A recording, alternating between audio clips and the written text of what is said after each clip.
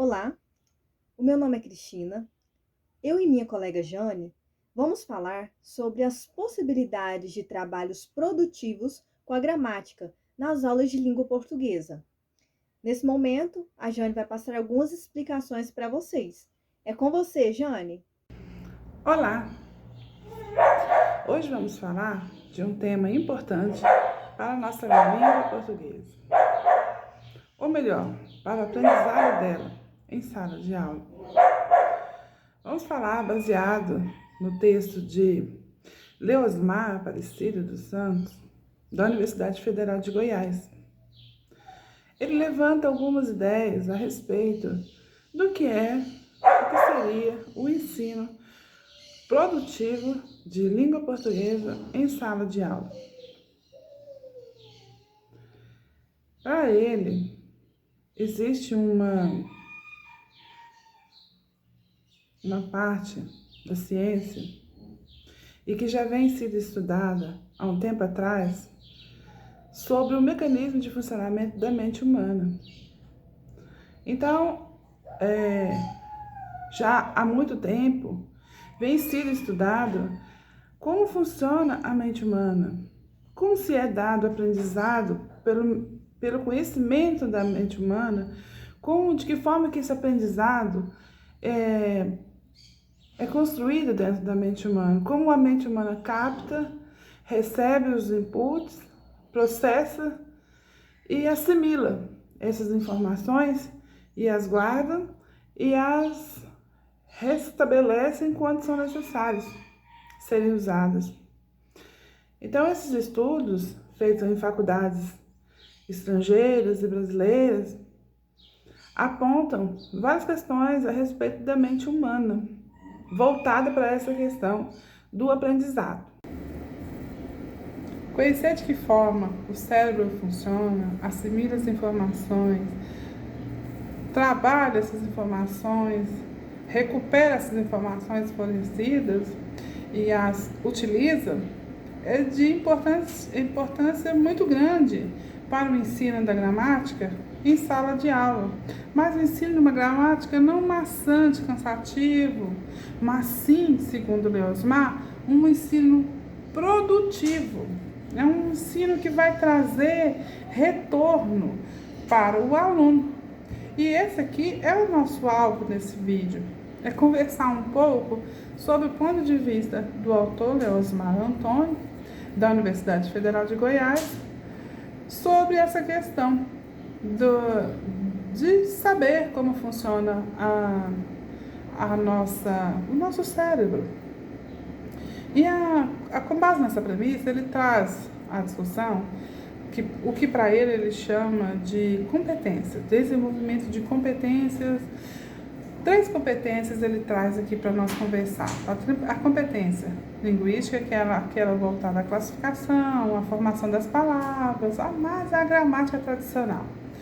A competência textual é aquela em que é trabalhada a questão de gêneros textuais, em que o aluno deve saber qual gênero textual cabe naquele momento, ou que ele precisa dar conta de falar sobre, seja ele uma argumentação, uma narração de uma história, seja ele uma leitura de uma bula de remédio, seja ele a leitura de uma receita, seja ele a leitura de um poema.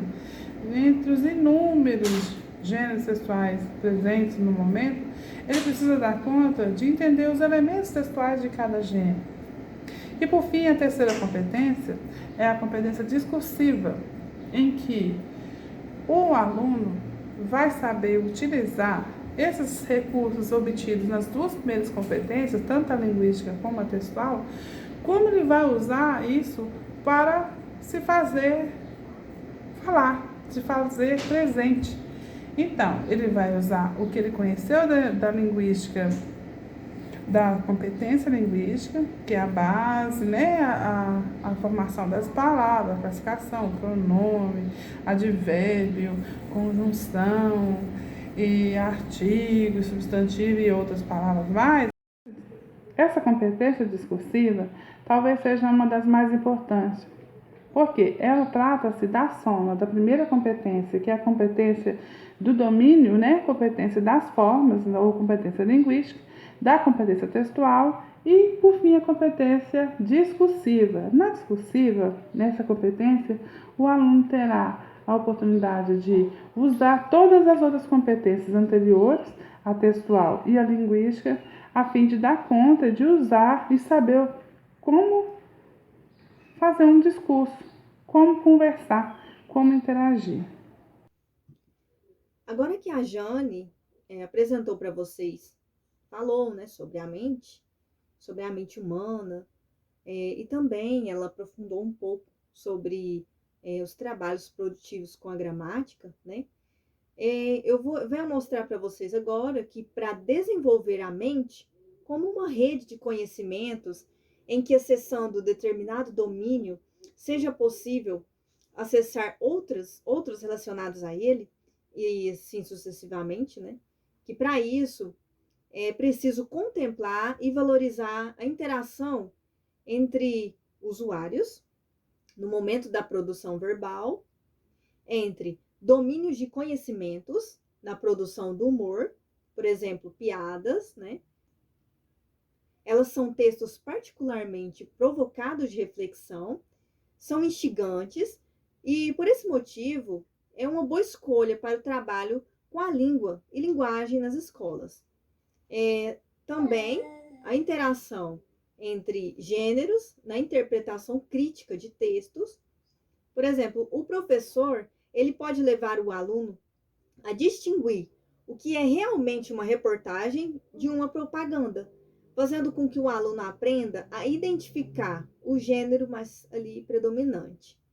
Temos também as formas vocabulares e construções alternativas no momento de designação de referentes e elaboração do enunciado, como o uso de manchete. O professor, ele pode levar o aluno a perceber que, dependendo da palavra usada na manchete, podem surgir diferentes sentimentos, podendo ser positivos ou negativos, em relação ao que é tratado ali naquela manchete. Então, gente, essas são algumas possibilidades de trabalho produtivo com a gramática nas aulas de língua portuguesa, né? Essas são algumas opções que eu passei para vocês. Então, eu agradeço a vocês por terem nos acompanhado até aqui. Tenham ótimos estudos e até a próxima.